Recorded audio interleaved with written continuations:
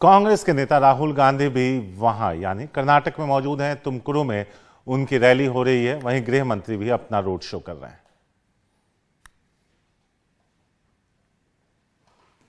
सरकार 30% तಗೊಂಡಿದ್ದಾರೆ ಅಂತ यहां पुलिस सब इंस्पेक्टर स्कैम हुआ, असिस्टेंट प्रोफेसर स्कैम हुआ, असिस्टेंट इंजीनियर स्कैम हुआ, कोऑपरेटिव बैंक स्कैम हुआ। ಇಲ್ಲಿ ಪೊಲೀಸ್ ಸಬ್ ಇನ್ಸ್ಪೆಕ್ಟರ್ ಅಪಾಯಿಂಟ್ಮೆಂಟ್ ಅಲ್ಲಿ ಸ್ಕ್ಯಾಮ್ ಆಗಿದೆ, ಜೊತೆಗೆ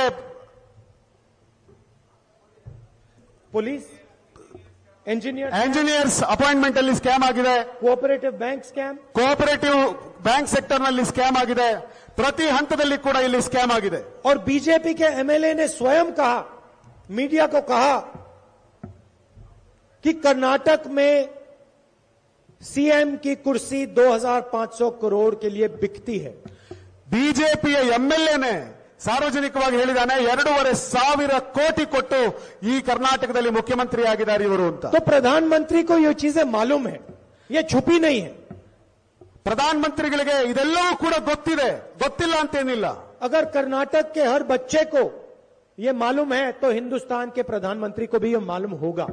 ಕರ್ನಾಟಕದಲ್ಲಿರುವಂತಹ ಪ್ರತಿ ಮಗುಗೂ ಇದು ಗೊತ್ತಿದೆ ಅಂತ ಅಂದಮೇಲೆ ಈ ದೇಶದ ಪ್ರಧಾನಮಂತ್ರಿಗೂ ಕೂಡ ಇದು ಗೊತ್ತಿರಲೇಬೇಕು। तो मेरा सवाल नरेंद्र मोदी जी से यह है कि पिछले 3 सालों में जब आपको मालूम था कि कर्नाटक में 40% चोरी हो रही है तो आपने क्या किया? ನಾನು ಪ್ರಧಾನಮಂತ್ರಿ ಕೇಳಲಿಕ್ಕೆ ಬಯಸ್ತೇನೆ, ಇಷ್ಟೆಲ್ಲ ಅನ್ಯಾಯ ಆಗ್ತಿದೆ ಅಂತ ನಿಮಗೆ ಗೊತ್ತಿದ್ರು ಕೂಡ ಕಳೆದ 3 ವರ್ಷದಿಂದ ನೀವು ಇದನ್ನು ನಿಲ್ಲಿಸೋದಕ್ಕೆ ಏನು ಮಾಡಿದೀರಾ? आपने चोरी को रोकने की कोशिश की? ನೀವು ಈ ಒಂದು ಲೂಟಿಯನ್ನು ನಿಲ್ಲಿಸುವಂತ ಪ್ರಯತ್ನ ಮಾಡಿದೀರಾ? आपने भ्रष्टाचारियों को पकड़ने की कोशिश की? ನೀವು ಈ ಭ್ರಷ್ಟರನ್ನ ಹಿಡಿಯೋದಕ್ಕಾಗಿ ಏನು ಮಾಡಿದೀರಾ? आपने एक कदम नहीं उठाया। ಒಂದೇ ಒಂದು ಹೆಜ್ಜೆ ಕೂಡ ನೀವು ಇಟ್ಟಿಲ್ಲ। क्यों नहीं उठाया? ಯಾಕೆ ಇಡಲಿಲ್ಲ? और अगर आप आज आते हो, कर्नाटक की जनता से वोट मांगने आते हो, ನೀವು ಕರ್ನಾಟಕಕ್ಕೆ ಬರ್ತೀರಿ, ಕರ್ನಾಟಕ ಜನರನ್ನ ವೋಟ್ ಕೇಳಕ್ ಬರೋದೇ ಆದ್ರೆ तो आपको यह समझाना चाहिए कि जब कर्नाटक की जनता से 3 साल के लिए 40% चोरी किया जा रहा था तो हिंदुस्तान के प्रधानमंत्री ने क्या एक्शन लिया, क्या डिसीजन लिया, रोकने की कैसे कोशिश की, यह बताना चाहिए। ಕರ್ನಾಟಕ ಜನರನ್ನು ವೋಟ್ ಕೇಳೋದಕ್ಕಿಂತ ಮುಂಚೆ ಈ ದೇಶದ ಪ್ರಧಾನಮಂತ್ರಿ ಜನರಿಗೆ ಹೇಳಬೇಕು, ಕಳೆದ 3 ವರ್ಷಗಳಿಂದ ಈ ಒಂದು 40% ಭ್ರಷ್ಟಾಚಾರವನ್ನು ನಿಲ್ಲಿಸೋದಕ್ಕೋಸ್ಕರ ಯಾವ ಕೆಲಸ ನಾವು ಮಾಡಿದೀವಿ ಅನ್ನೋದನ್ನ ಜನರಿಗೆ ಮೊದಲು ಹೇಳಬೇಕು। अब मैंने आपको कहा कि सरकार का काम जनता को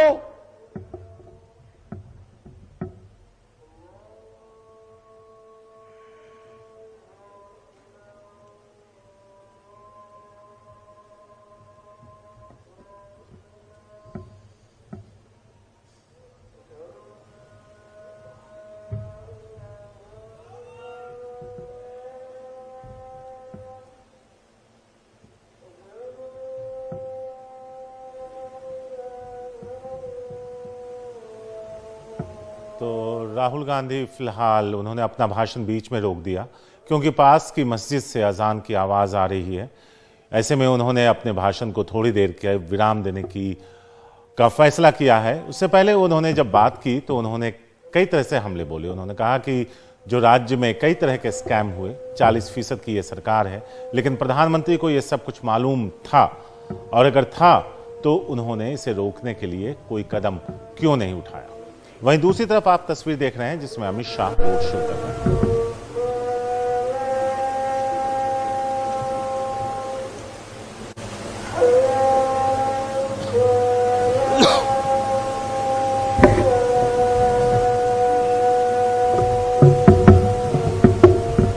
बता दें कि 10 तारीख को कर्नाटक में चुनाव है। बीजेपी ने आज अपना घोषणा पत्र जारी किया जिसमें कई लोग लुभावन वादे किए।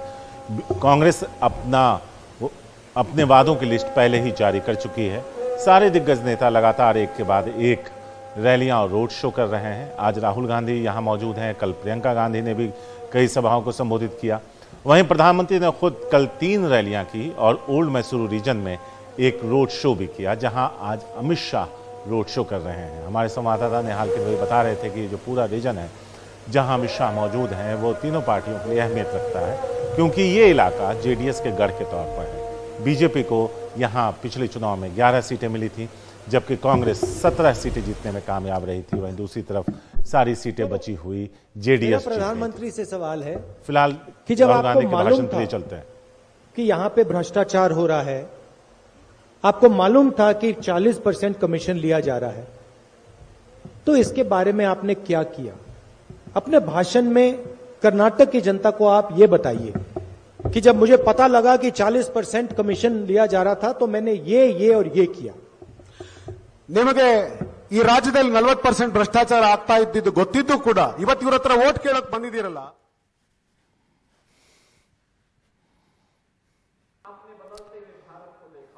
कर्नाटक के चुनावी मैदान से निकलते हैं। योगी आदित्यनाथ आज यूपी में निकाय चुनाव को लेकर प्रचार अभियान में जुटे हैं। इस दौरान आज वो मुरादाबाद में बीजेपी प्रत्याशी विनोद अग्रवाल के समर्थन में जनसभा करने पहुंचे। मंच पर उनके साथ जतिन प्रसाद, प्रदेश बीजेपी अध्यक्ष भूपेंद्र चौधरी भी मौजूद थे।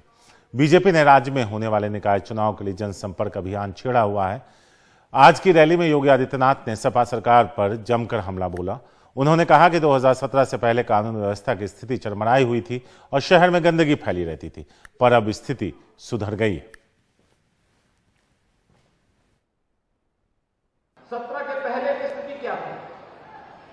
हमारे नगर कूड़े के ढेर माने जाते थे, जगह जगह गंदगी के ढेर होते थे,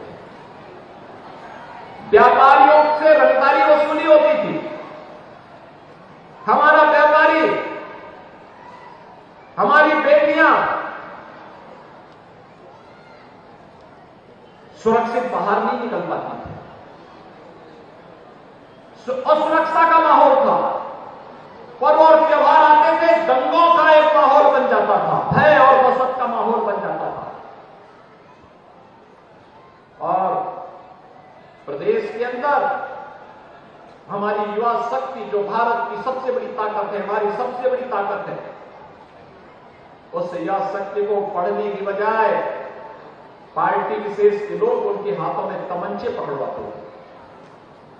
भाइयों बहनों, आज युवाओं के हाथों में तमंचा नहीं, उत्तर प्रदेश में युवा के हाथ में टैबलेट है। टैबलेट 2 करोड़ युवाओं को हम टैबलेट दे रहे हैं।